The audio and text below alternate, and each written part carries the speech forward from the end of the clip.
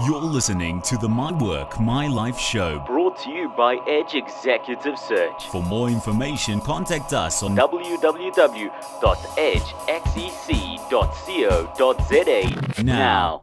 Okay, for the people out there who's been listening, what would a last show of the year be without some gremlins? This is Stefan from Edge Executive Search. I will rush a bit, Monica. It's okay, Stephanie. So very quickly again, as I said, we this is our last show for the year. We had a very blessed and fortunate year. We decided to do something different this year. Instead of giving gifts to our client and little thank yous to our clients, we actually decided to use those resources and identify a worthwhile cause that we can, as a company, can invest in, but share that experience with our clients as well. We've identified Motso Moholo Home for the elderly and vulnerable children in Soweto. And as a company, we actually spent some time there yesterday, which was just such an amazing experience for us, and made me really look at the world differently. And during that experience, we were very fortunate to meet Monica Manka. Monica is the founder and director of Motso Moholo. We were talking earlier about Monica's start. I mean, Monica comes from a teaching background. She was actually a principal at one stage, and then she moved to Johannesburg, and that whole I think we can catch up again, Monica, from that whole sense of community and your love for the community. Mm-hmm. Yes, Stephanie, I said I've been working for the community for a long time now. Before Motso Moholo, I used to do soup kitchen for the whole community of Doornkop. I used to say in a shack, and official TPA was providing us with food. Then we used to cook in my shack. I used to cook for the whole community of Doornkop. They would come, the school kids more especially, they would come in the morning before they go to school for breakfast. And then after school, they would come for lunch. But the most unfortunate part of it is we would do that only from Monday to Friday because it was a voluntary work. That's when I started working voluntarily for the community. Then I had to move on with my life. I found myself a job. Then I moved out of Doornkop to Protein. But I never forget where I came from. I actually take Doornkop as my roots. Hence, I said, I felt that I have to give back to the community of Doornkop. Then in 2006, my mom was sick in Free State. No one has to take care of her. I had to go home for a period of a month. Then when I came back, my mom passed on. It was very sad then. I felt like I was supposed to do something for her. Before I came back to Joburg, actually before she died, I tried several homes which were in Zastron. But unfortunately, because of the fees, I couldn't take her there. They used to cost, the registration fee was 3,000. Sure. And then I earned only 5,000 a month. So I couldn't afford that. I didn't have a transport to carry her to Joburg so that I can put her maybe in one of the homes in Soweto. Mm-hmm. So unfortunately, after she passed on, then I felt that I should do something for the community. Hence, I'm saying I'm giving back to the community. We started, I grouped seven women and one gentleman to say, let's go to the community of Doornkop. We used to go house to house, give them bath, medication, check if the people takes medication, proper meals. Though we couldn't give them the whole day meal. Maybe we could provide for breakfast rather the medication. Then we would do that from Monday to Friday again because we were doing that voluntarily. Mm-hmm. As I was doing that, there was a demand, a huge demand to say, when you go to a certain granny, she would say, why don't you take me to your home? Because it's like, you come today, it's Monday to Friday, then when you come on Monday, the person will tell you, since I had the last bath when you were here on Friday, since I had the last meal when you were here on Friday, then we end up saying, let's rent a house that you saw yesterday, a 4-roomed house, where we only catering for 8 people. People are coming. A lot of them want to stay with us, but unfortunately, we cannot accept them because of the space. There's a huge challenge.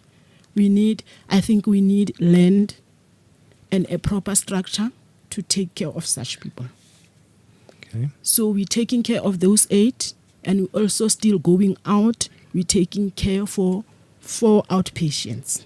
You and your team, you move out. Yes, that's what we do. But we only do that for outpatients. We only do it for Monday to Friday. Okay. But this is your life now. I mean, you're Definitely. and your family. Those 8 Definitely people so. are your family. Definitely so. Okay. These people, a lot of them have a family support? Yes, of course we do. There's only, unfortunately, one gentleman, which you saw, he doesn't have legs. Yeah. He doesn't have anyone. Yeah. In so much that I have tried several times to make sure that he knows that I'm his sister. He knows me as his sister. He knows my kids as his kids. When they come, they say they come to visit uncle. Though they visit everyone in the home, but particularly he thinks when they come, he thinks that they come to him, particularly. And you said the oldest person there, how old is she? 97. Oh, that's so sweet. She's 97 years old. In February, she'll be 98. Oh. She can't see, she can't hear. She cannot wet herself. Make no mistake about it. Yeah. So, I mean, when we got there as well, I mean, it was really, the whole experience was actually so, you could see they were happy, they were singing, and that was actually for me, they weren't sitting there just sad and waiting to die. There was a hope there, which was something that really, really nice. Do you build a strong bond with these people? Definitely. We actually, the love that we give them, we make sure, myself and the team, we make sure that we give them love because that's what they need. We can give them food. We can give them blankets you have seen, we do have enough blankets. But if we don't give them love, it's like we will be giving them nothing at the end of the day. So let's just talk about the facility, Monica. I mean, the house, is it a rented house? How does it work? It is rented, unfortunately. Okay. You have seen shacks around that house. We have spoken to the owner of the house. He doesn't want to move out those shacks. You know what I mean? Yes. It's so unfortunate. But now, the renting... We are renting. Yeah, all of these things come with a cost. Now, who's paying the rent? Hey, the sad part of it is we are paying with the SASSA money. Okay, so there's a budget and you use... There's a budget that we use use. We're also buying food with the SASSA money. And we also have the lady by the Regina Malete. She's the manager of Pick and Pay in Dobsonville. Okay. She also supply us with things. It's just that we don't choose. Whatever she has, we accept. What is the biggest need, your biggest need at the moment, Monica? Basically, if I can get land, a proper building, furniture for that building, also proper everything for to keep people there, to do the household. And we need a washing machine if anyone out there does have a washing machine, because we wash with our hands every morning. We cannot let the linen dirty. We can't leave the linen dirty. We do washing on daily basis, whether it's raining or not, whether it's cold or not, we do. Yeah. I also feel pity for my caregivers. I do have 15 caregivers. Yeah, I actually want to talk about them. Just all right. Tell me a little bit about these people. Yes. I also I also need wheelchairs, more especially the automatic ones, because we need to train our people. Some they couldn't walk, but because of we let them exercise, though we don't have enough space, I am telling you, we have seen they working. Yeah. So the caregivers, I mean, do these people just give up their time freely? They're not getting paid? They are. We are working 24 hours. Sure. There are people who are doing day shifts. Some are doing night shifts. We're working 24 hours.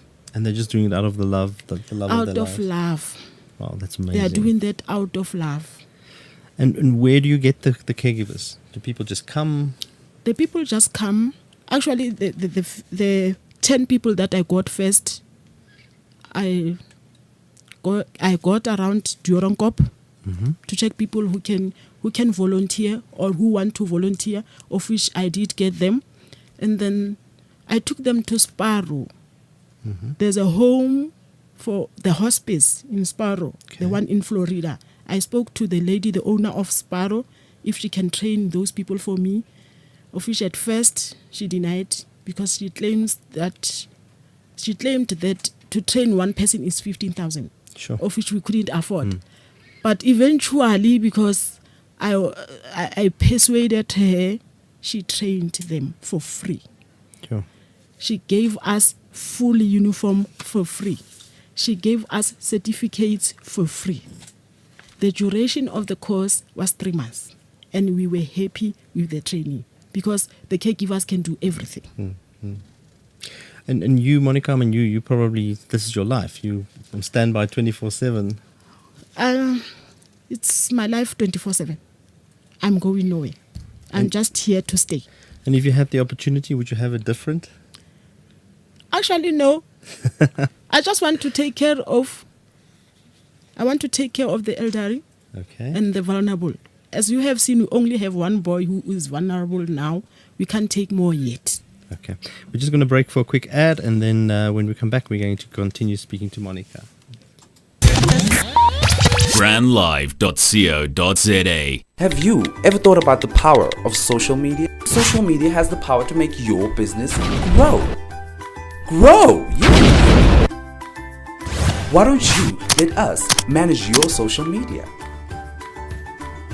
Because our business is to see your business grow.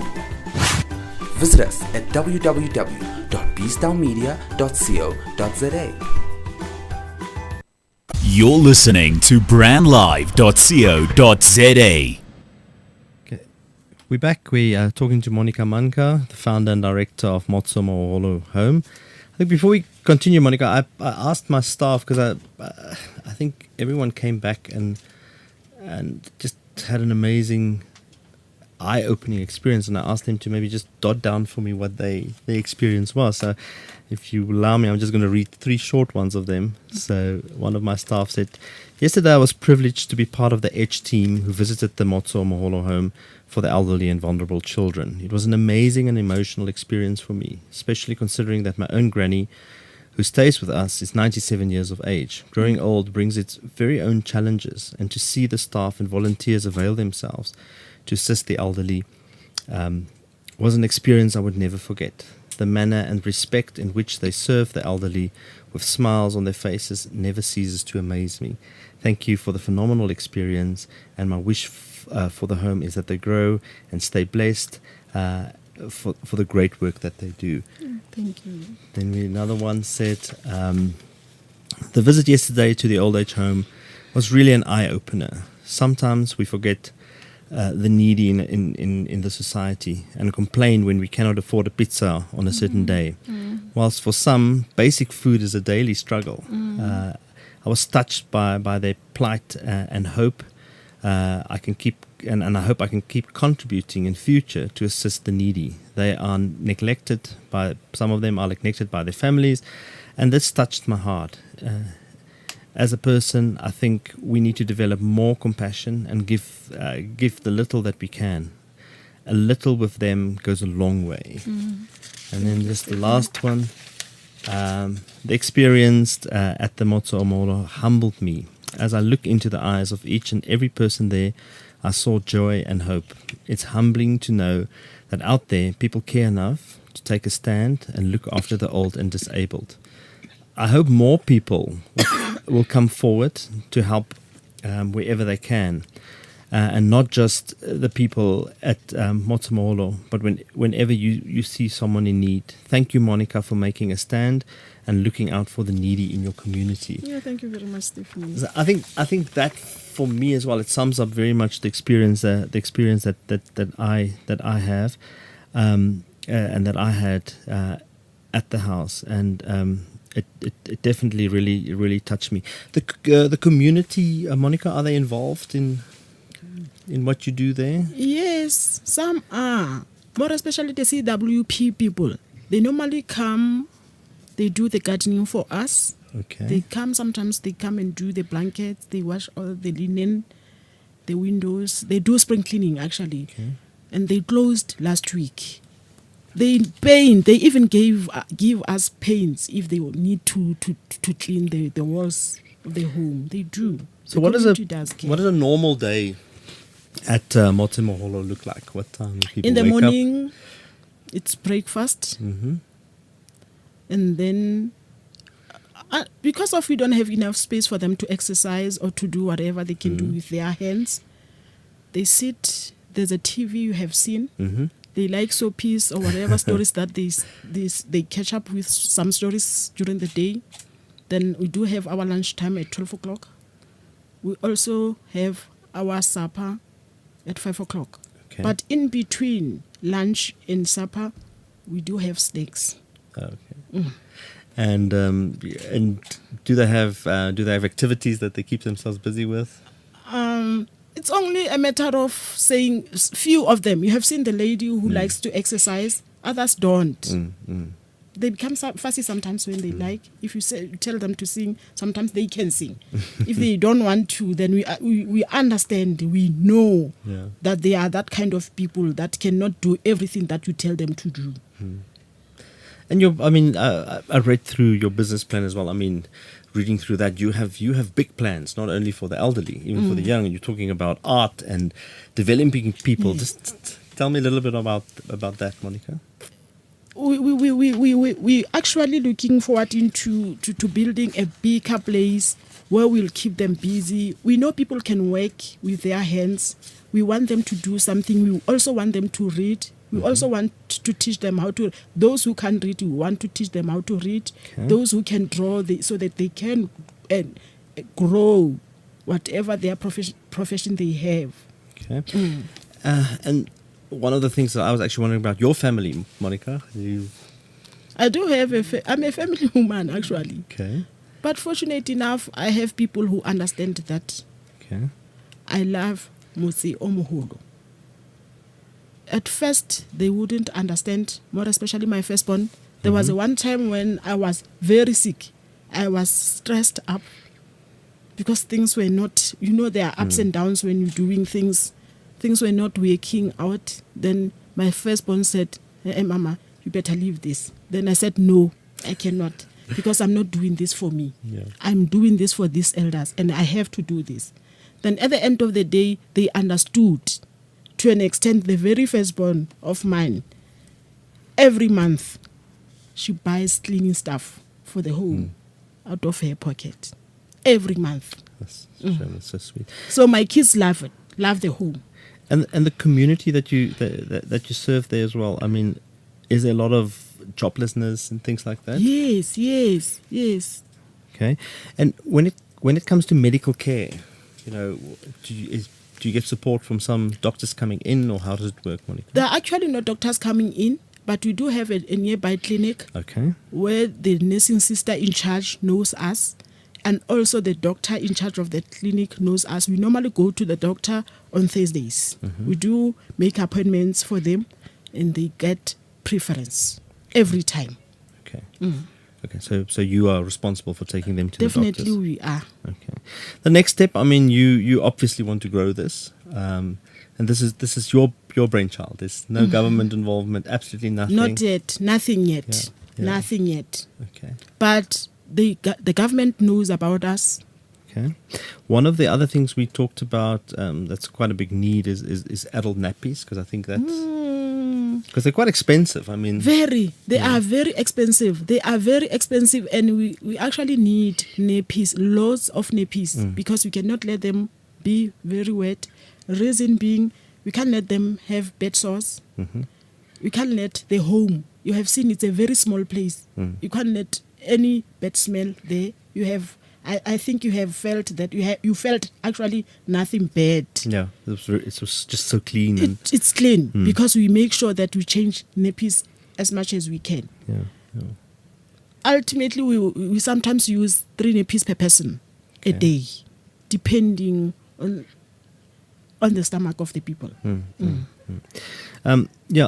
Look, I think for us as well, I mean, it's very important that other people hear this and try and get involved. A lot of people think, it's so we don't have the money or whatever, but even a small contribution can make a difference in someone's life. Definitely it can. We even accept clothes. Like yesterday you brought us clothes. You actually brought joy at Motse Omoholo. Yeah.